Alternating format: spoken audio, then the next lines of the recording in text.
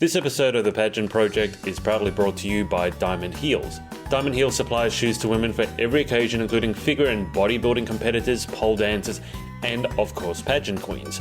With over 350 pairs in stock, they offer a personalised service, including fitting and prompt Australia-wide delivery. Check them out at diamondheels.com.au and make sure to use the coupon code TPP to get 15% off your next order. I'm Brooke Murray, Miss Oceania Continents 2018, and this is my interview with the Pageant Project.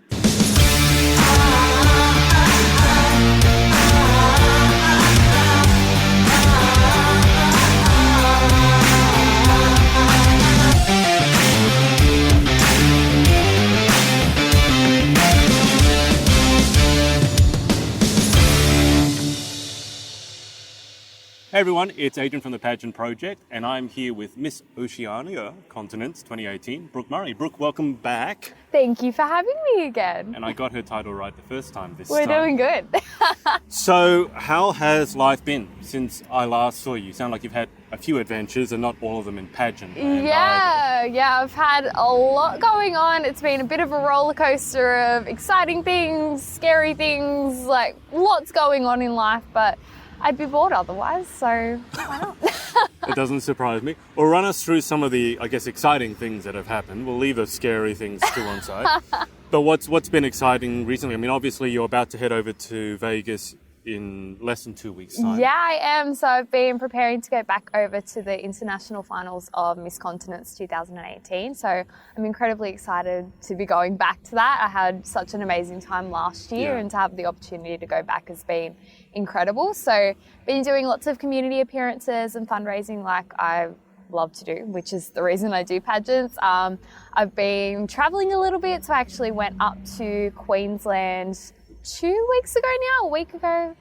It's all melting into one at the moment. But yeah, headed up and stayed with my beautiful sash sister, Mrs. Australia Continents Jess, and stayed with the fam and did lots of pageant appearances up there. But just been doing some judging, some mentoring, and just some community appearances and really getting out there as much as I can. When you say judging, we should say it's judging at pageants. It's not just going around being judgmental. Not just like judging people. I've been going around judging people. You all know. So just judging pageants and modelling quests and that sort of thing, So I think you probably the first one I'm just going to take that I've interviewed who's been over. I thought Jasmine, I think, has been over more than once. Yes, Jasmine went, I think it was the year before me she went over, But this is your second time heading over internationally. It is. At this point in your pageant career, are there still things that you want to work on, or is it this time just doing the same things as before? No, I think every time I do a pageant, I learn something new and I'm working on something new. So for this pageant in particular, I've been doing a lot more training on my interview skills. So doing a lot more consideration on how to address certain things and how to really get myself across, because it is such a short period that we have to interview with judges. And also my walk.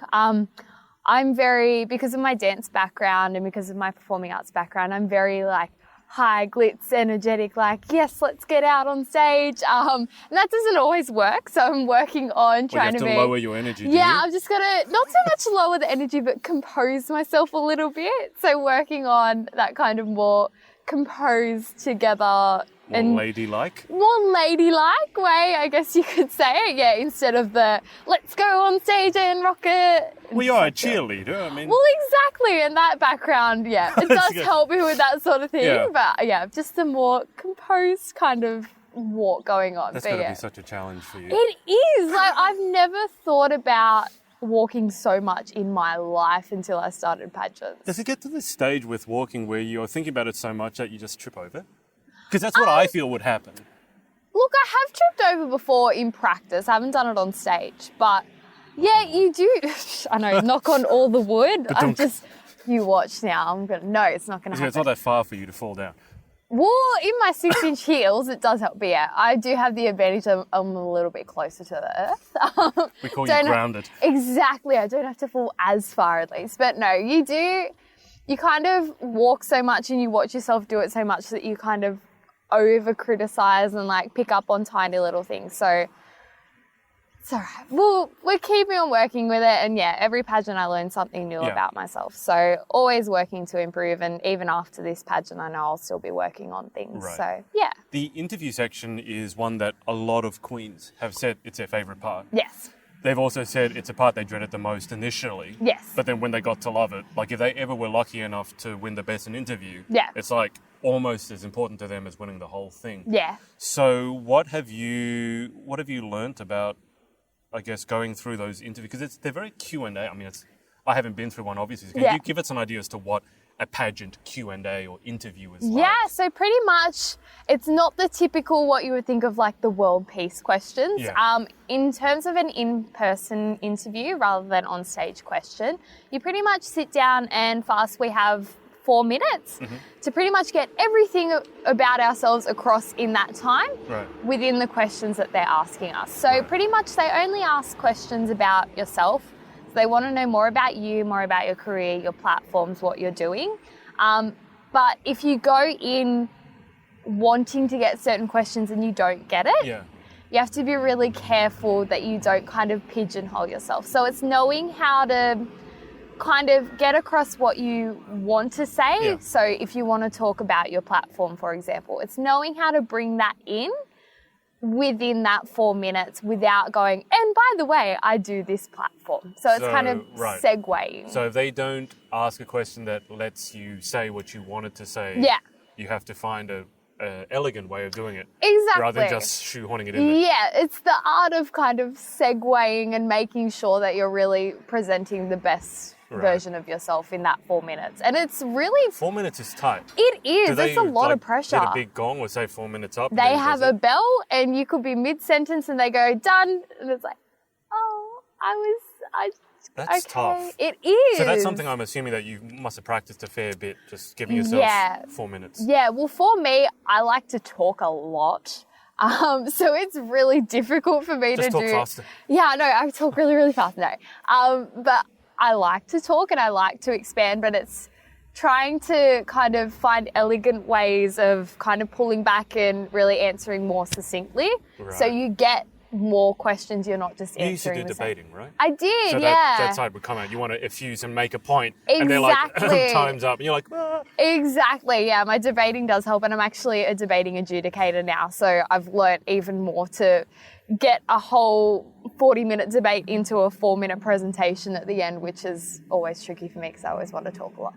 But yeah, that definitely does help with my public speaking background. But yeah, just with that 4-minute timeline, a lot of girls are like, oh, I wish it was shorter, or, oh, I don't know how I'm going to talk for that long. And they stress about it. But for me, I stress more that, oh my gosh, I only have 4 minutes to get everything about me across. That's more the way I would be like, it's really tough. But no, I enjoy it because it gives the judges more of an opportunity to see who you are rather than who you are on stage. Because anyone can act happy and bubbly or put across any persona on stage, but you can sit down in an interview chair and you can't hide. Yeah, absolutely. So I really enjoy the interview portion, definitely.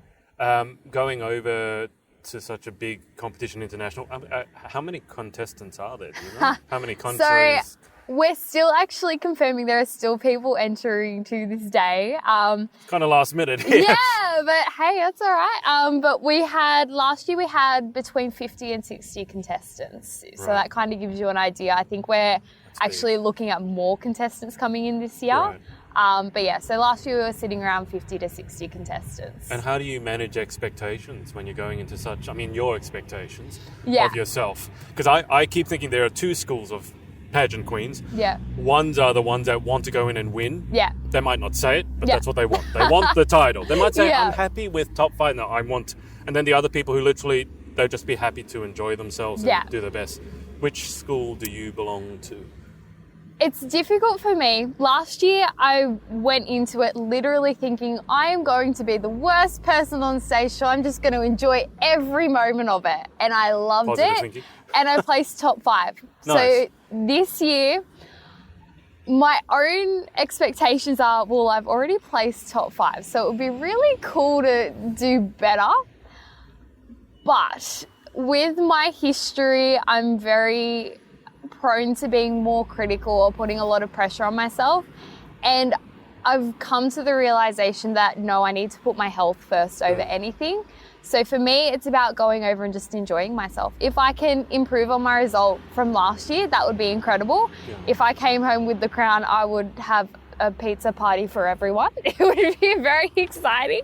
I don't know what I'd do with myself. I'd probably just curl up in a ball and cry with excitement and happiness and like... That's not most people's reactions to winning. No, well, I would be in shock, honestly, because I don't expect it, but obviously I would love it to happen. Yeah. So for me, it's all about going over and improving. And that's what I want to do each pageant. I just want to improve on what I've done the pageant before. So do you go into the international competition, do you pick a particular platform that you are basing all your charity work around or that you're speaking about? So for our competition, we've actually just recently become affiliated with a not-for-profit charity over there called the Crown Journey Foundation. Right. And it works to help victims of sexual assault and sexual violence. So they're doing some really amazing work. I actually currently do some work in that field with a charity called the Beauty Bank over here. Oh, yeah. So creating life's little luxury packs for men, women and children coming out of domestic violence and homelessness and that sort of thing. So I do like to do a lot of work with that. Really doing as much as I can to help that charity. And I'm really excited to go over to America. It is quite a new foundation, which is really exciting. I think they were only founded in March this year. Wow, and they've okay. already done such incredible work they've already started raising funds, and they have some really amazing resources coming out about things like consent and that sort of thing. And I think especially within the media recently, we've had a lot of debate with season 2 of 13 Reasons Why, and a lot that's going on in Hollywood with the idea of consent and sexual assault and that sort of thing. So they've been doing some really amazing work with that. But we can also still carry in our own platform. So for me, I'm always going to advocate for mental health awareness. I've been doing a little bit of fundraising for Black Dog Institute this time, but also just keeping on expanding what I've already been doing. So talking with students and going into schools. I like to share resources whenever possible. So my Facebook page, my public Facebook page, is full of a mix of pageant appearances and then resources from charities and organisations such as Beyond Blue, the Black Dog Institute, Headspace and that sort of thing. So really they give us the opportunity to advocate for our own personal platform, but we've also recently brought in this new foundation to work with, which is really exciting to have that platform there for us as well. So a bit of a mix of everything, and I like to base a lot of my appearances on the mental health awareness, but I've also been doing some work with women's charities and things with kids and that sort of thing. So mixing it up a little bit. I pretty much just like to help wherever I can at the moment and do as much volunteering. Just do as much volunteering as possible, because why not? Why not help a charity? If it's a good charity, then you just jump in and help them. So a little bit of a mix of everything. So you spoke about mental health. Yes. I know in our last interview that was a big focus. Yeah. And I just want to ask, that was, I guess, a year further in your past than it was last time we talked about. Is it still something that for you have to monitor on a daily basis, or do you feel like now that's part of my past and now it's pretty smooth sailing? No, I feel like when it comes to mental health, I think it's something that we need to constantly monitor, and I think it's something that will always be in the back of my mind. Right. Present day, I am the most confident, the most positive, the most healthy and the happiest I've ever been. That's great.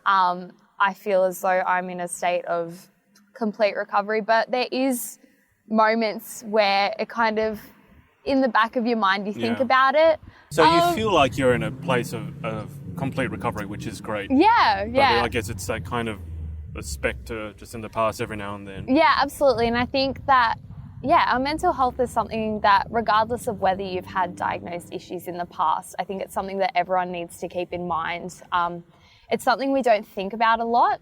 And I know that, especially present day, we all have very stressful lives and we have lots going on and external stresses coming from media, social media, that sort of thing. So I think it's something that everyone really needs to constantly monitor. But for me, I make it a real priority within my life, especially with my past with anxiety and depression. I make it a priority to monitor it and to make sure that really I am doing okay and I'm making sure that I'm putting my health first.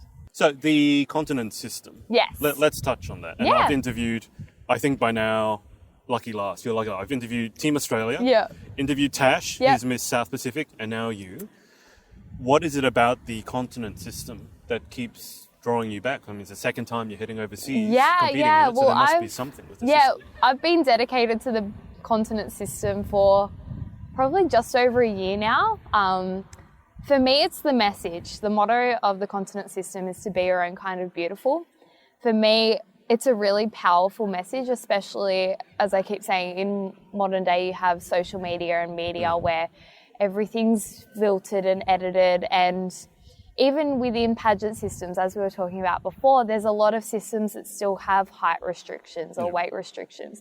There's none of that with the continent system. It's completely inclusive, so it doesn't matter what size you are, it doesn't matter how tall, how beautiful, what colour your hair is, everyone is accepted. And you can see that even within past winners. We have all hair colours, all heights, and it's just an incredibly inclusive system. And that message, especially for me, it's something that I like to promote now within my social media followers, but especially my students. You know, I teach young kids week to week, and you can see that what they're seeing on social media and what they're talking about really does affect them. They have... It's pretty scary, isn't it? It's at a really, very young age. And very young. You know, I'm seeing kids as young as 6 that are really conscious of their appearance, and it's really scary to see. So this message of being your own kind of beautiful, promoting this kind of sense of self-love and self-confidence and really that body positivity, I think it's something that's incredibly important within our society today, and something that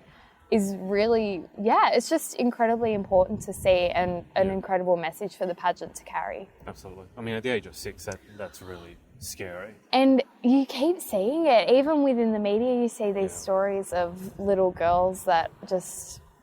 they're getting younger and younger with this negative body positivity and being affected by our constantly filtered images and all of these messages. And I think even in terms of looking at issues such as cyberbullying and bullying and that sort of thing with young kids, I think it really does become affected by their own self-confidence and self-worth and their body positivity. Now, before I get you to share your social media details, so people can follow your journey. I have 2 things burning in the back of my mind. Oh gosh, yes. I'm scared. One is, you told me that you're a strict teacher. Yes, I am. I have trouble believing this. I was going to say my students are going to watch this and be like, nah, she's not strict. So I need you to show me, or show the camera, your best strict face. Oh no, okay. Pretend I've been really naughty. That is not going to work. No, all right, ready? I can't. Okay. Naughty child. This is why I have such a hard time imagining you as this. But you swear that it's true. It is. No, for me, I'm a very, if you can't already tell by my interviewing, I like to talk a lot and I'm very loud. But if you're being naughty in my class, if I go silent, you know that you're in so much trouble. And I would just stand there and I'm just like, I'll just stare at you and I'll just wait. You got an eyebrow thing going on. Yeah, exactly. It's like, I'll wait. It's not my problem. It's your class. I'll just wait.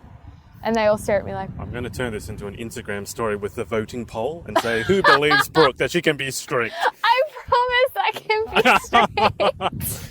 I believe it. I just don't believe it. And the other one, because we were talking about chocolate earlier and you had a sad separation from chocolate. I did. Yeah, it's still, it burns. It burns my soul. Yes. So you now can't eat as much chocolate? Yeah, so I think I'm at about 3 months post-op now. I had my gallbladder removed. So it's pretty much a useless organ, but it helps with digestion and all of that sort of thing, weird body things that we don't really want to talk about. And I'd had issues for about 14 months of really severe upper abdominal pain, and had about well over a dozen hospitalizations, and 9 specialists later, they took it out. I had 6 weeks of dancing, which absolutely killed me. But yeah, now I can't eat any foods that are really high in fat or high in dairy, or I have really severe reactions and severe pain. So I somehow can now picture you doing it anyway. Well, look, I have done it a couple of times. God. Like, it's going to be worth it the first time, but no. So I have to monitor my chocolate intake. I can't eat normal ice cream, but I found this really good coconut ice cream.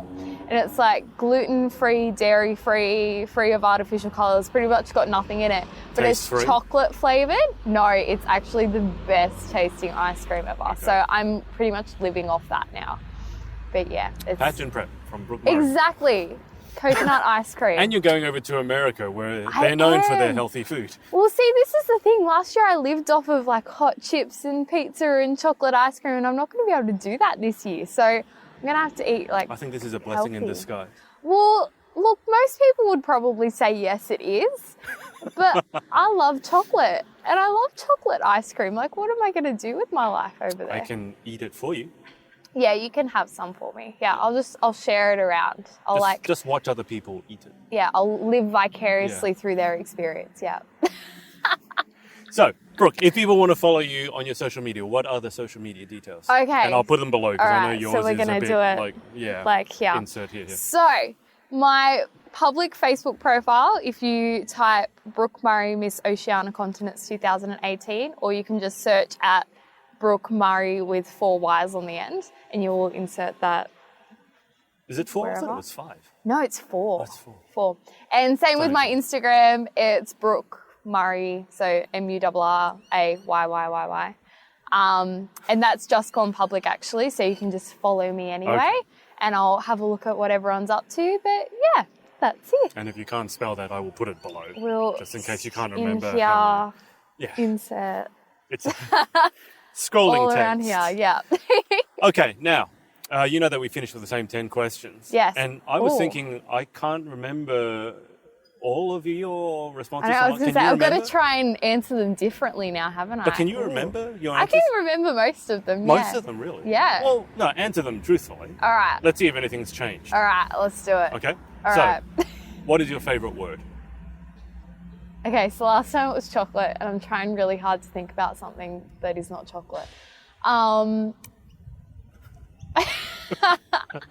Let's go positive. I like that word at the moment. I'm living through the positive vibes, yeah. I prefer chocolate. Look, chocolate's just the instant, but we'll go with positive, yeah. Okay. Least favourite word? This one hasn't changed, it's moist. Oh, moist. It's the international word. I told you last time, it is the international word that everyone hates. Yeah, like I've had enough people answer that I can make a whole video out of people just saying moist. Exactly, I saw that the other day, yeah, moist. Yeah, okay. Like I'm still working on the crusty. That's on the crusty. Look, I'm still not loving it, but moist has still got to... So if you don't know what the context is, when Brooke says she's working on the crusty, one of her fellow pageant queens answered crusty. Yeah. She said she could deal with moist, but crusty was worse. So. Yeah, look, I'm still not a fan of crusty, I do agree, but moist is the go-to. Let's move on to more pleasant topics. What turns you on? This one hasn't changed. Any type of positivity or passion. So if someone comes to me and talks to me about a passion that they have, and this particularly applies when I'm talking to, for example, CEOs or people that are running charities, if they're absolutely passionate and driven by what they're doing, I'm absolutely 100% It's contagious, isn't it? It is. You just want to get involved and get on board and do whatever you can. So absolutely passion and positivity, dedication, all of that, I'm all in. There's nothing worse than someone who's bored with life. Yeah. There's so many things you could be doing. Like, how can you possibly be bored? Exactly. Do something else. Yeah. What about what turns you off? This one hasn't changed either. Negativity. I feel like there's so many things in life to be positive about and to really look at that you can, really look at it in a positive light. There's no need to dwell on things that may not be going absolutely right. And yes, sometimes we do need those times to... We all go through it sometimes. Yeah, absolutely. We all go through those times that are, we kind of get a bit down in the dumps and we kind of go, oh, why is this happening? But I think there's always something that you can pull yourself out of and really, think positively about it. I'm all about the positive vibes at the moment. I don't know why. We're just going with it. Even without our chocolate. Even without the chocolate. What sound or noise do you love? And I know it's not birds. It's not birds. Really not birds. I want to try and answer this differently. So last time it was the sound of the back door opening because my dog comes in. Oh, that's right. Yeah, I thought it was a very bizarre answer. I thought you just bizarre. Like the sound of doors opening. No, not just random doors. I love the sound. So it's going to be, I'm a crazy dog lady if you haven't already picked up. So when my dog goes to sleep and she especially at the moment because it's freezing in Sydney, she snuggles up in my chest and she just makes these little snoring noises and it's so cute. And she's just asleep and just I'll do it with the crown. Here we go. It's just snuggles and she just snores and it's great. Who would you use a still from that video of you doing this and you can turn it into your profile photo there, the crown like this. What sound or noise do you hate? The balloons popping, I can't get over it. I'm sorry. I answered it last time and I used the example, there's that primary school game where you put all the balloons on the floor and you put the desk on top and you jump on it.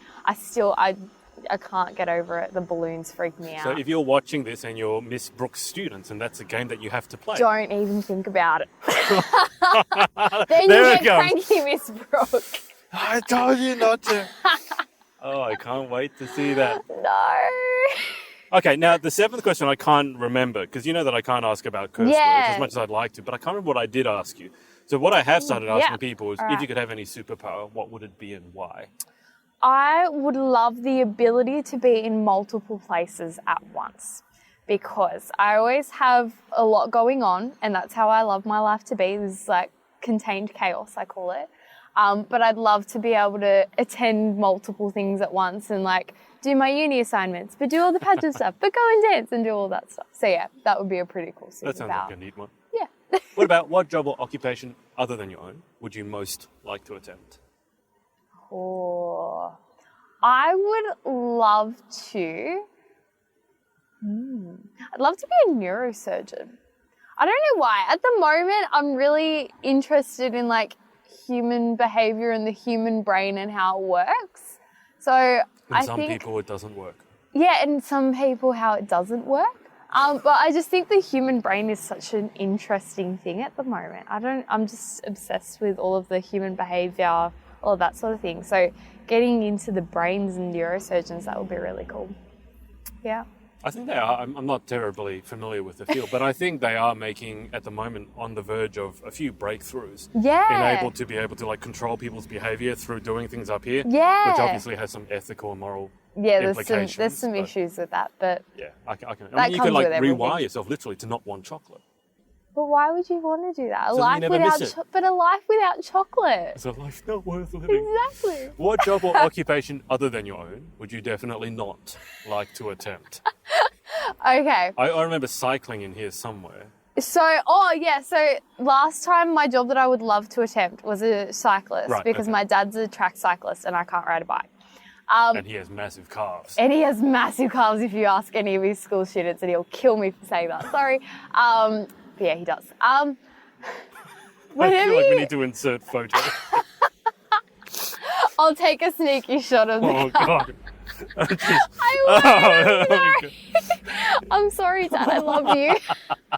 It's okay. Last time you didn't watch your interview because we were at the pageant last time, and I was sitting down with your mum, and your mum interviewed. Oh, he's the one that interviewed Brooke, and he's like, "What interview?" It's like, "Oh, embarrassing." Yeah, no. He does watch some of them, but there's a lot going on. So I just am like, Dad, I did this interview. He's like, "Oh, that's awesome," and he asked me how it goes, and it's like. Yeah. Anyway, whenever you ask this question now, all I can think of is Jess's answer. and that's the poo truck man. All the continents girls, their answer to this question had something to do with like bodily products. Yeah, so like I think last time it was those window cleaners that I answered, but now anytime you ask this, all I can think of is Jess saying the poo truck man and how the boys like are like, well, that's all I can think of now. So I didn't realise the poo truck driver was actually an occupation. Yeah, look, I really wouldn't want to be his wife because you could imagine the smell after working in a poo truck for the day. That's exactly what she said. See, we're like the same person. You're the same person in two bodies. Then we had two answers of they wouldn't want to be toilet cleaners. Yeah. This is a continence thing. We Be don't your own like kind of beautiful. Exactly. But don't work with bodily functions.